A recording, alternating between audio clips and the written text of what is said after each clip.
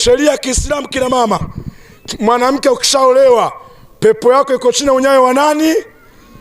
Wa mme wako. Na mme wako pepo yake iko chini ya unyayo wa nani? Wa mzazi wake. Kwa hiyo ukija kwenye ndoa, wakati unashughulika na kupata pepo, umsaidie mume naye apate nini jamani?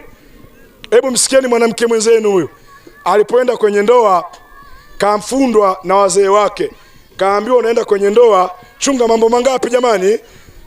Jambo la kwanza, pepo yako iko chini ya mume, nenda kamheshimu mume. Naam.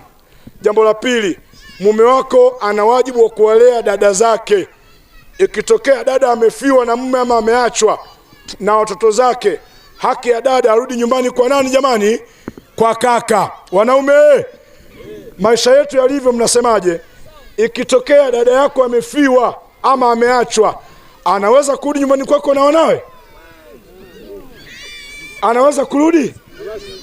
Mnatukwamisha.